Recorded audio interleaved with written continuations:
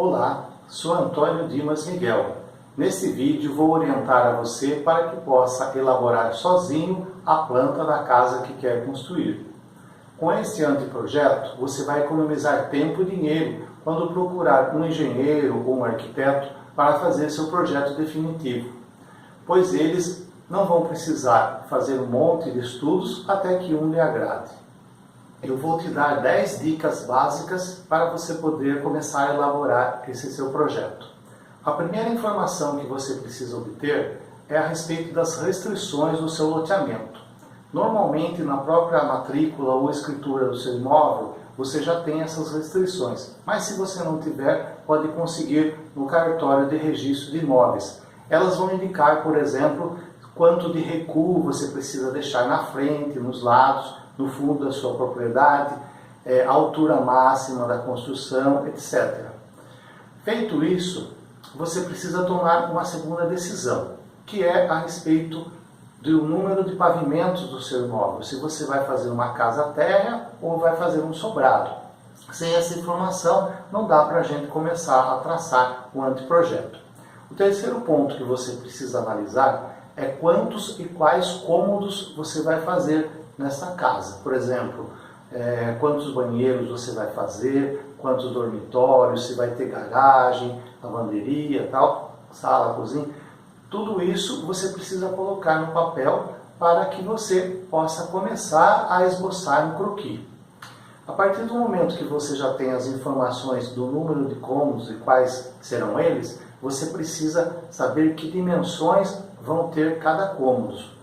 Quantos metros quadrados aproximadamente deverão ter cada um dos cômodos. Para te ajudar para que os cômodos não fiquem muito pequenos e nem muito grandes, o que acabaria aumentando consideravelmente o custo de sua obra, eu vou te colocar aqui uma tabela onde mostra cada um dos cômodos comuns em uma residência, a dimensão mínima, a área mínima recomendada. Tá? Mas você pode fazer maior, que não tem problema.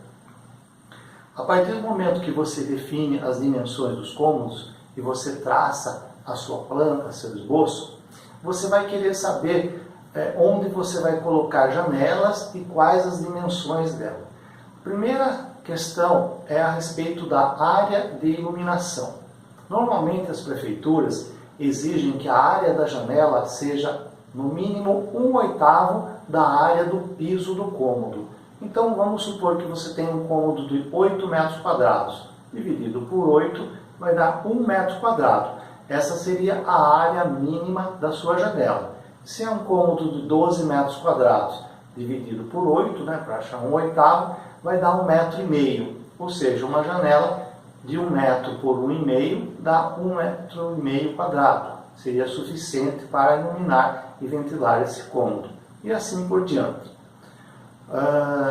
A respeito do tamanho das portas, o tamanho de porta padrão é 80 centímetros de largura por 2,10 de altura.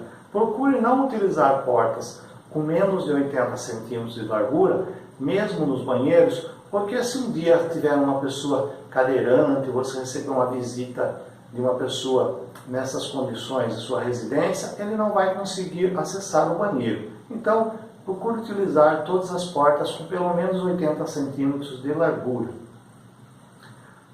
Na hora de você começar a distribuir, a fazer aquilo que a gente chama de layout da planta, uma das coisas que você deve levar em consideração é a proximidade dos cômodos que são utilizados em conjunto. Vamos imaginar, por exemplo, uma cozinha, uma lavanderia. É muito comum que uma pessoa esteja fazendo o serviço, por exemplo, cozinhando, e ao mesmo tempo cuidando, olhando o tanque de lavar roupa, alguma coisa assim. Então, esse tipo de cômodos, eles precisam ficar próximos um do outro.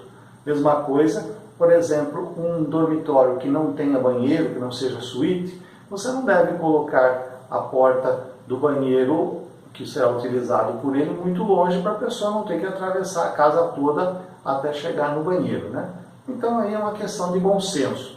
Também algo importante a ser observado é a questão do sol. Por quê? Se você colocar cômodos onde você vai ficar muitas horas por dia,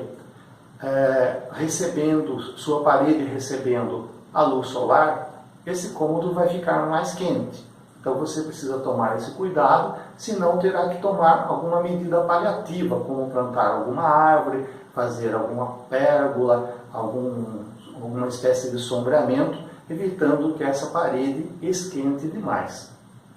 No caso de você optar por construir um sobrado, uma casa com mais de um pavimento, que precise ter escada e rampas, é importante você observar que a escada ou rampa não deve ter menos do que 90 centímetros de largura, assim como qualquer corredor interno da casa. As rampas não devem possuir mais do que 10% de inclinação, ou seja, a cada metro ela pode subir no máximo 10 centímetros, senão ela fica muito íngreme e é difícil para a sua utilização, principalmente para pessoas portadoras de necessidades especiais.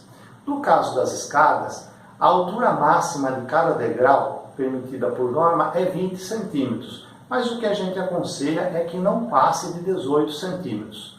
E a parte onde a gente pisa, o piso do degrau, deve ser a faixa entre 25 e 30 centímetros. É bom que esteja na faixa de 28, 29 ou 30, para que a escada não fique muito de pé também e principalmente na descida dificulte a sua utilização. A nona dica seria a respeito do nível do pavimento térreo com relação à rua. Existem muitas pessoas que constroem até mesmo abaixo do nível da rua, mas sempre que possível é bom que isso não seja executado. É bom sempre a casa ficar pelo menos uns 30, 40, até 50 centímetros acima do nível da rua. Assim, no caso de uma enchente, você evita que a água da rua entre dentro da sua casa, além de facilitar o escoamento das águas pluviais do seu telhado, do seu quintal, para fora, para o meio-fio, né, a guia da rua, evitando que você tenha que sair pelo terreno do fundo, alguma coisa assim. Então, sempre que possível, faça a sua casa um pouco acima do nível da rua. Quanto à espessura das paredes, que seria a 10ª dica, procure nas paredes externas da sua casa fazer paredes mais grossas, normalmente na faixa de 20 a 25 centímetros. As paredes internas podem ser entre 10 e 15 centímetros. Você fazendo paredes mais grossas na face externa da sua casa, em todo o seu perímetro, você terá grande vantagem de isolamento acústico e também isolamento térmico, porque essas paredes demoram mais para aquecer e também para resfriar. Eu passo a mostrar agora para vocês alguns exemplos de plantas de casa simples que ajudarão vocês a terem uma noção para começar a traçar a sua bem personalizada. Esse primeiro croquis que mostro para vocês é de uma casa simples com 2 dormitórios, banheiro, sala e cozinha. Vejam que inicialmente eu tracei apenas uma linha simples, sem preocupação com medidas, né? Posteriormente, nesta planta, que eu chamo planta número 1, eu já coloquei as medidas dos cômodos, a espessura das paredes, as portas e janelas. Vejam que essa casa ela ficou com 68 metros quadrados. Se eu quiser implementá-la um pouco mais, como nessa planta número 2, eu acrescentei uma garagem à frente para 2 carros e uma lavanderia na parte de trás. Com isso, ela subiu para 99 metros quadrados. Uma casa como essa é possível executar num terreno medindo 10 por 15 metros, ou seja, 150 metros quadrados, tranquilamente. Mas se você tem um terreno estreito, um terreno com 5 ou 6 metros de largura e comprido, 20, 25, dá para fazer esses mesmos cômodos com um layout um pouco diferente, conforme mostro nessa planta número 3.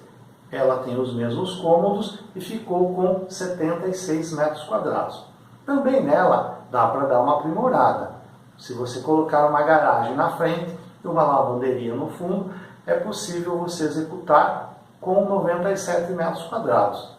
Como eu disse, é uma planta ideal para terrenos de 5 por 25.